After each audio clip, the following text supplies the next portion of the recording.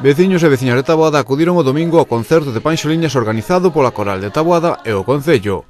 Un concerto onde, ademais da Coral taboadesa, participaron a da Golada e a de Gutiriz. As tres agrupacións ofreceron un repertorio navideño do que hoxe ofrecemos unha pequena parte.